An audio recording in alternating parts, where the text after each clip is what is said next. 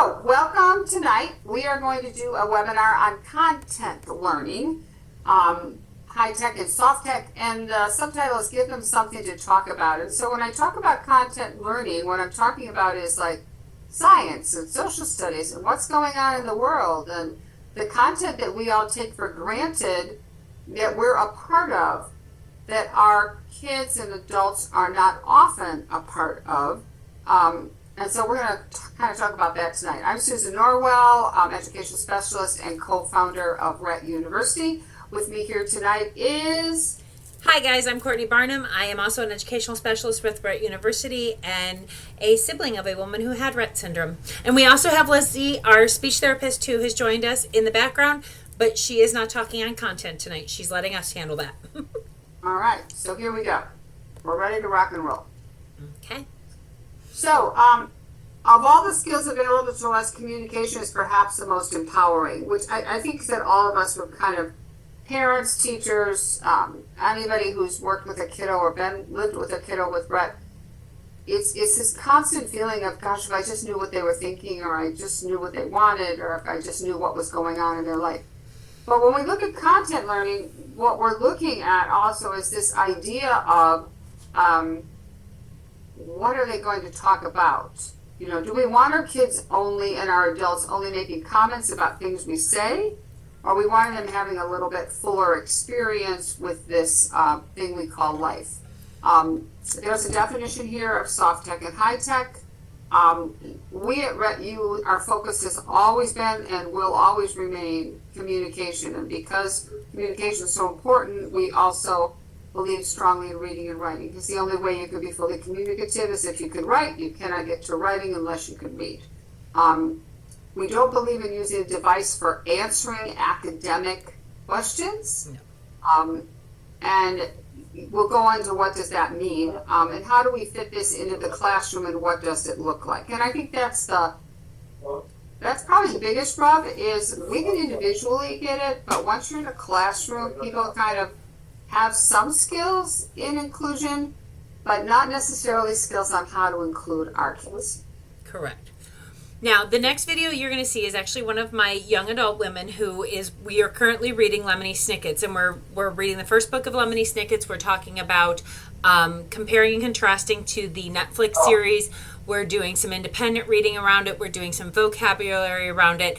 And we were talking about the chapter, and she had some comments to give. Now, we used clarifying questions, but she got her point across of what she was trying to let us know. They left the chapter. What do you think they're feeling? Aw, she holds her on Sam. Sammy is the baby. She's in the bird cage.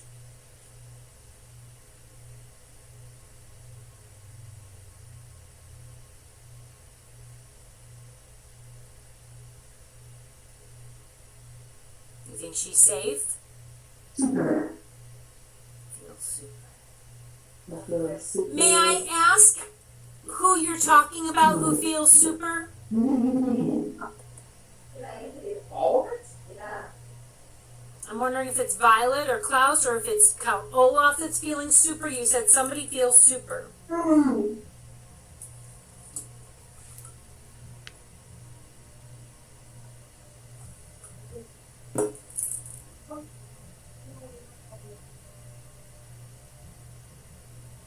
Count Olaf, that's a good observation. Count Olaf's all feeling. Lena, have you ever heard of the word? I'm going to go here and I'm going to keyboard it because I know this word is not on here. Have you ever heard the word smug? I wonder if you've ever heard the word smug. Smug. Yes, okay, of course, sorry. I think that Count Olaf is feeling kind of smug, like, yes, excellent. Later. So again, just a great way. She's giving her opinion about the story. She's talking about what she's seeing, not what I want her to think, not what is expected, but what she's thinking about this story. And that was the part where Count Olaf was kind of feeling kind of smug and very super about what was happening in that part of the story. And if she really struggled with giving us an answer from that grid that was there, Courtney would have dropped back into partner assisted Right. scan with the same grid. So the vocabulary's there. And if she answers the question from there, fine. If not, then we're just going to drop back to partner assisted scan because we don't want her feeling anxious about making an answer and associating that with her grid. So Right. we're pretty fast at pivoting when we need to. She was fine, so that was Yeah, great. she's been doing really good with, and she has grown around that. And she also realizes too that I'm realizing her processing time and really good at knowing her processing time. So she knows that I will wait for her to get herself together to answer, which is huge because if we rush her along, she doesn't, it's very hard for her to do that. Yeah. So we're kind of looking at when you build a schedule around essential learning, what would that look like? And so whenever I meet with a team, what I say to them is, okay, what are we working on keeping most important? And there's a lot of moving parts in a classroom, but if we're going to keep literacy and communication most important, then we have to give them the time, we have to give the staff the training, we have to define all these moving parts, and then we have to set a schedule that reflects the fact that we're making what's most important. And we're taking out the superfluous stuff that we don't really need. You know, like I'm always about, do we really need math? Unless a kid really loves math, okay, then we'll put in some math. But do we really need to be counting money and doing addition and things that, you can easily do on a calculator? We need to be thinking about how we operate around numbers, in my opinion. But I think if we're ever going to get to being truly communicative, we've got to push the reading and the writing. Writing gives them, oops, I think I need to go back. I'm sorry, did I hit the button? I did. I'm so sorry. It's okay. Writing gives them the opportunity to get their ideas out in a way that is easier for them than putting multiple symbols together to create sentences. We are big believers in making words because it supports decoding and blending of sounds for kids that are nonverbal and can't use their hands. We want them having a space where they can actually enjoy reading. They can have books read to them or they can read their own books. And then we have guided reading where we're actually giving them skills where they integrate everything they've learned to actually do the reading themselves. And I'm not saying that other subjects aren't important, but if you can't read and write, the other subjects aren't going to matter too much. So if you're a history buff, we want to get them history. We really do. But it really does help if you could read some of the history yourself. Well, I'm seeing this with a lot of my teenagers, my middle school and high school girls that I work with is, if they don't have a really good, strong basis of reading and writing, then when it comes to those classes, science and social studies and stuff, they're getting left behind because there's not great curriculum and availability for some of this stuff on a lower level for our kiddos. Or to be able to even be read to them. I mean, right. I know we're supposed to have that. I know schools are supposed to have books that can be read to kids, but that doesn't mean they do. Right, exactly. And it's they have to, but yeah. Right. It's having that, having that ability to, and like some of our girls, as we all know, like to be like, nope, I want to do it myself. And so giving them that opportunity to be able to read a little bit of the book by themselves. Important. There, now you can click. And why don't we use that device for academic answers is because when we're trying to raise the cognitive demand, we really want to lower the motor demand. And so when we're asking more challenging things, if we start to make them use their device, what we find over and over again is that they stop using their device because they've got now the anxiety around finding the right answer gets them stuck. So they start to associate that feeling of, I'm stuck with the device, and they just stop using it. So try to keep the device for talking about what we're learning. Academics, I love that phrase, actually. I thought it was really good, Courtney, that academics can be talked about. We can model language about the vocabulary of academics, but it doesn't mean that every question we answer needs to be found on the device. First of all, it could take forever. Second of all, they're not all going to be there. And the anxiety piece is really important. So we try to find this balance between motor and cognitive demand, lowering the motor when we need to raise the cognition. And then we definitely here presume potential for learning. I don't presume that they know everything because oftentimes they haven't been taught everything, but I think it was David Yoder who said, nobody's to anything not to learn to read.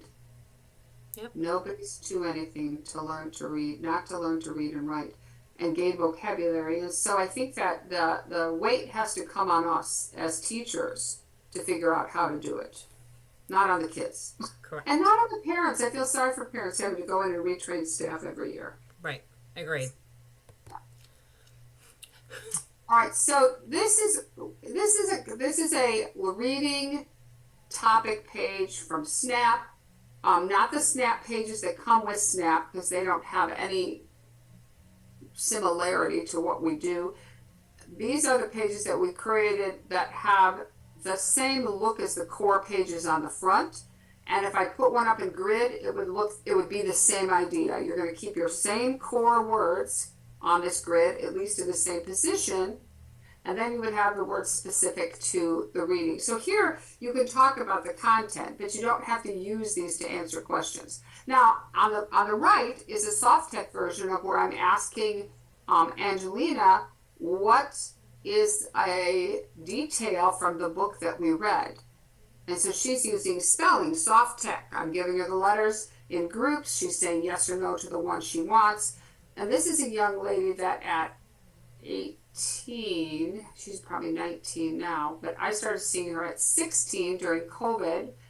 She was not in school, but she was in a school for severe and profound kids, never had any exposures to reading or writing or a device. So she got her device during COVID. I started seeing her, and she's now able to read a level C book with fidelity. She reads it, she can figure out the words, she can answer the questions, and now her writing has really taken off because we've been doing more. She's tolerating more making words so that she could write the characters in the book. Elephant, L-E-F, which was great, and bear, B-A-E-R, loved it. So she's really moved along. But in that arena, I'm not going to ask her to spell a word using the keyboard on Snap. People are like, oh, good, there's a keyboard. They can learn to write with it. No, they can't. Well, and to say, too. I can't do it. So I wouldn't ask anybody to do something I can't do. And to say, too, that, if our girls, if I'm writing a sentence with my girls and they go on and grab a word from their device, I ask them if they want to, are they including it in their sentence? Because we're not going to tell them, no, you can't use your, I'm not going to deny them using their device. One of my girls today, I was working with her, we were writing a sentence about our story, and she had given me some words using core word and flip books. Then she also gave me some great words from her device to create a really good thought around the story. And it was amazing to watch. So we want to, we're going to take total communication with that. Right. But we check in just to make sure. Yes. So background knowledge, it's essential but sketchy for our boys, girls, adults, because they've had limited and inconsistent opportunities for science learning. There's a lot of vocabulary we learn in science, social studies learning, in terms of time and when things happened and how did our country come to be a country. Very limited amount of nonfiction read-alouds. I think that it's happening in gen ed classrooms more now, but is it happening in those SPED classes? Not so much. Are the kids watching more, and adults watching more kid documentaries versus cartoons? Are they watching Brain Pop versus Disney movies? I mean, that's a home question, not a school question. So if we're into cartoons and Disney movies, we're not getting a whole lot of vocabulary that's going to relate to what's going on in the world, because the movies themselves don't really relate to what's going on in the world. So the less vocabulary you have, it just makes decoding harder. I'll give you an example, and it limits the comprehension of nonfiction and fiction reading. So I had a child, and one of the vocabulary words that we had to learn before she read the story was mammal. At her level of making words, I'm not giving her the words anymore. She has to sound them out. If she can't sound them out, I break them down. I might give her some hints. but she could not figure out mammal. She had it totally in her decoding ability to do ma'am and all. Ma'am and all.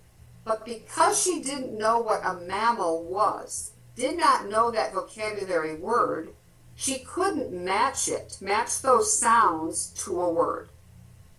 So if you don't have the background knowledge, you could be saying ma'am, all day long and never get to mammal, which we would because we know the word mammal. So it not only affects their understanding of things, it makes the decoding much harder. You have to match really well in order to be able to figure out the word. Now, once I told her the word, she still didn't know it. She couldn't put it in the closed sentence correctly because she didn't know what it meant. Now, how does somebody in 5th grade not know what a mammal is? That's kindergarten, 1st grade work. It's because she hasn't spent enough time in a gen ed classroom, and sometimes you're in a sped classroom for part of your day, and they're working on your IEP goals like it's like the goals are the curriculum, instead of being exposed to so much learning and so much categorized learning. You know, I can remember my kids coming home and learning about mammals in 1st grade, and they each had to do research, 1st grade research on a mammal. It's just part and parcel of the curriculum, and yet for our kids and certainly our adults, we just don't find that. No. Not that they don't understand everything that's said to them, they do. But if it's never said to them, how are they supposed to understand it? Right. And if they have limited experiences, if they have limited, some of our kids have really great, like their families do a lot of experiences and they're out and about and they're doing a lot of different things and they're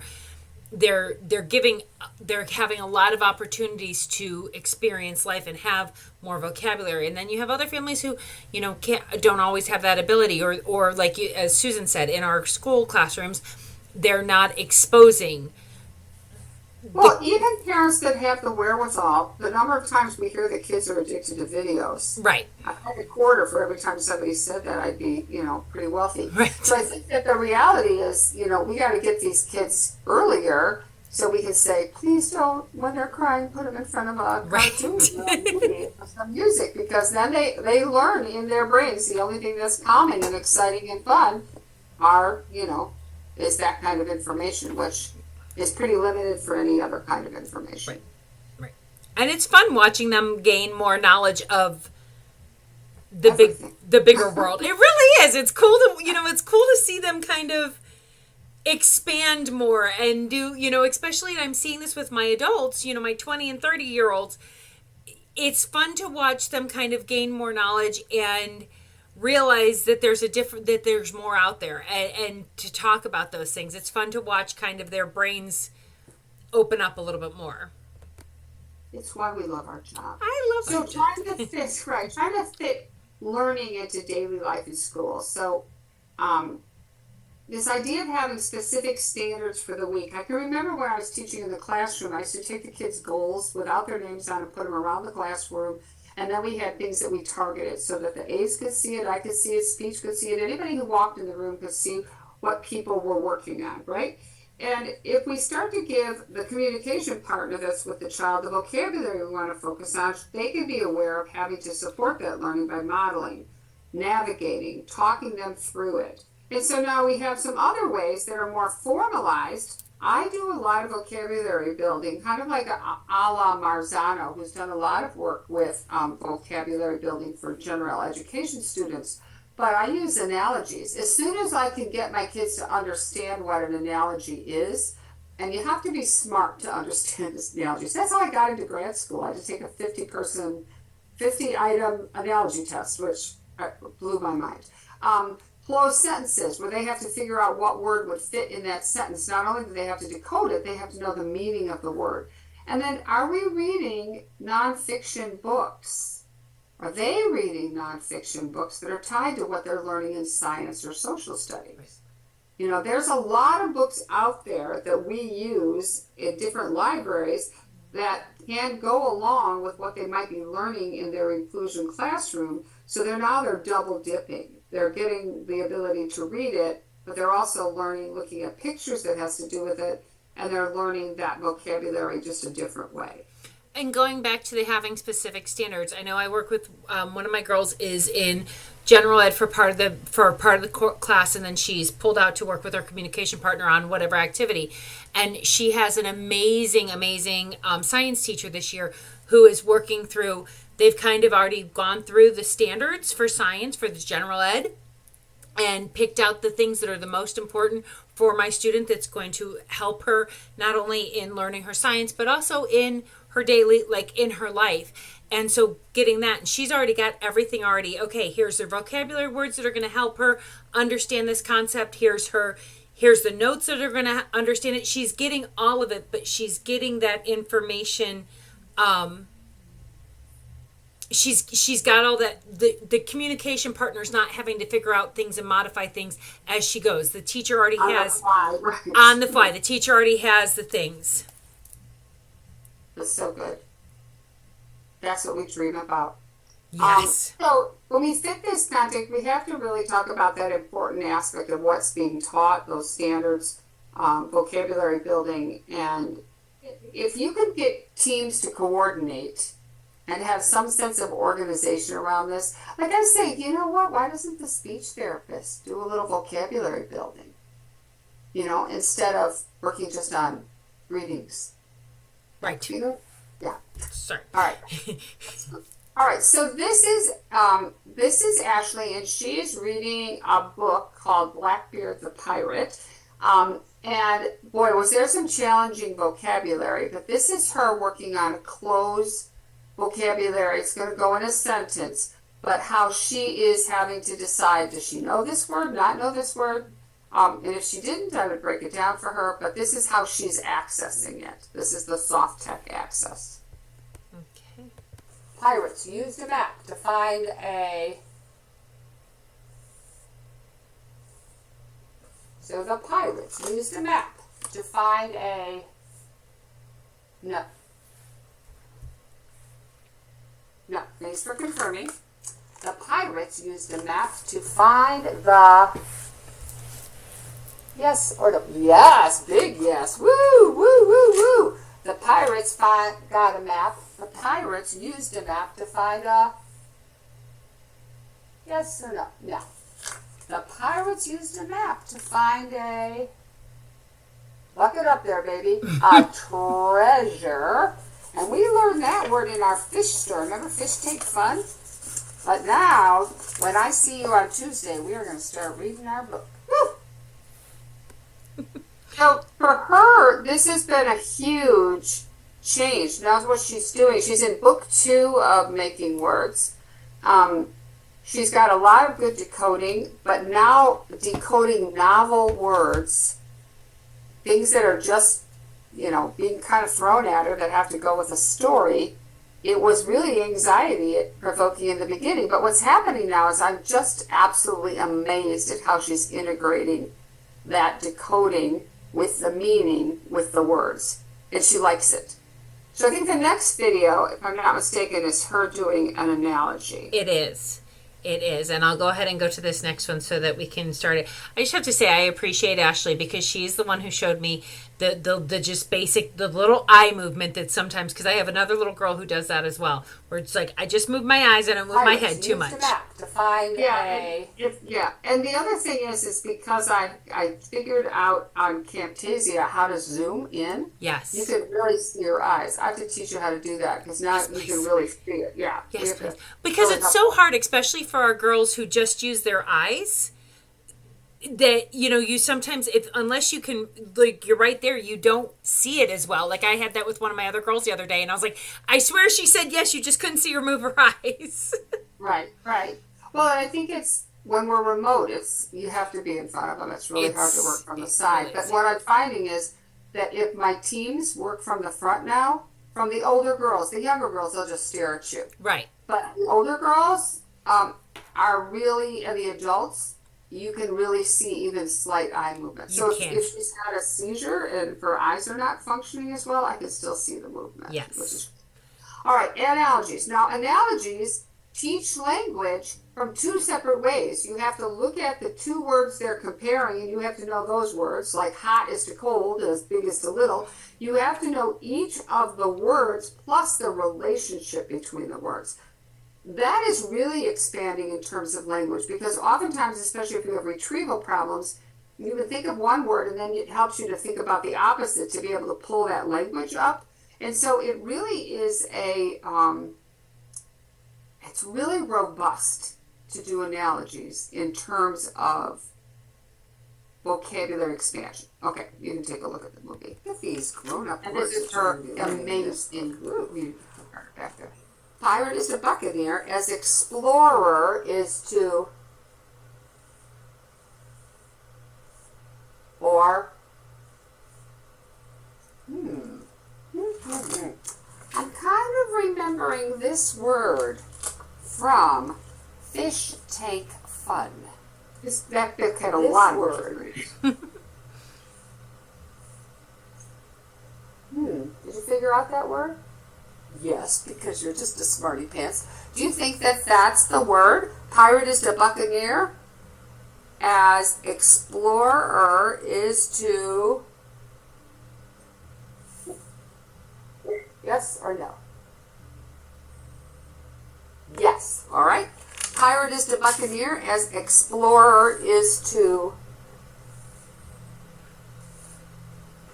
No. You are right.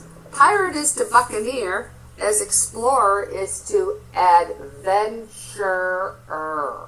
Whoa, that was a big word to remember and to sound out. Adventurer. Woo, woo. I love how Ashley was like, she went to the right, like, and then she was like, oh, wait, I got to come back to middle because Miss Susan's going to tell me to come back to middle. Yeah, and you can see the variation in her eye gaze in terms of sometimes that yes is so big and that no is so big. But the other thing that I've learned from her is sometimes I just run a calibration in the beginning to see where her eyes are. Right. Is she struggling with the left side? Is her calibration on the right side all green and the left side's all yellow and the lines are going all over the place? Then I know we're going to have trouble with, did I just say the lines on the left side are bad? Then I know we're going to have trouble with the yes and we're going to be okay with the no. And I just have to really like zero in. I know I was saying to my husband the other day, my eyes get so tired by the end of the day because you're staring. You don't even want to blink for fear you're going to miss something because they're so, sometimes it's so quick. Other times it's really, she takes her time. Right. It just depends. That's Rett, you know. But she's taught me a great deal about eyes. I had 7.5 hours yesterday. And by the end of the day, I was like, God, my eyes are so tired. Telling me, right. He's grown up. But it's the coolest thing. So it is. The idea here, okay, you read your, I love your pictures that you get. The mind once enlightened cannot again become dark. And I saw this and I just... It's true. It's true. Like, I see it so much with our girls. And when I watch them, when we're working with our kiddos and watching them learn things and all of a sudden being, you know, there's no going back. There's no, like, they're just like, no, I'm not going to. And I'm watching it with my girls, you know, that are in school. That it's like I actually had a meeting today with one of my schools that I did a assessment with them a couple years ago, and they've continued using the same stuff. And we had just kind of a catch up, make sure everything is good. And they're like, we have a new speech therapist, and they're like, oh my gosh, we're doing this, and she's doing this, and we're doing this now. And my kiddo's sitting there during the meeting because she's part of the meeting with her Toby in front of her, and she's smiling the whole time, like agreeing with everything she said. And it was just, well, it's life changing. I think it's life changing when people all of a sudden decide and realize you're smart. Right.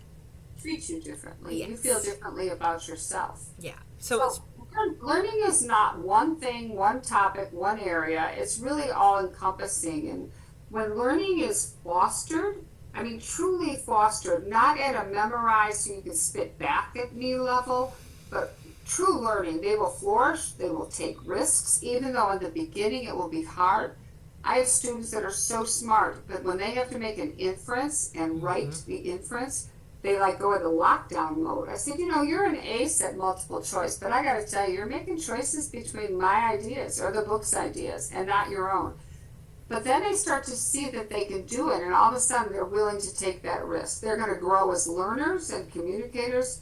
They're going to share things with you. I have students now sharing their end of life wishes with me. I mean, which is the first time that's ever happened in my career. But they're able to write well enough that they want to make sure that they can make their adults, obviously, they're making decisions for themselves. They will keep going. They'll be advocates for themselves. They will say, no, I want it this way and I want it that way. And they will ask questions. And I think that is where you get that nice higher level thinking, is when they start to be the ones to ask questions instead of the ones having to answer them all the time. Yes, very much so. All right, if you guys have any more questions about this, please email us. Our emails are on there. And then if there are any other, let me try that again, rewind. If there are any subjects or ideas that we have not covered or that you would like more information on, please let us know. We are here to support our, not only our kiddos, but our learners as well. And we have a quick... Oh, Sandy, you are quite welcome. All right. Thank you. Goodbye, everybody. Thank you. Have a good night.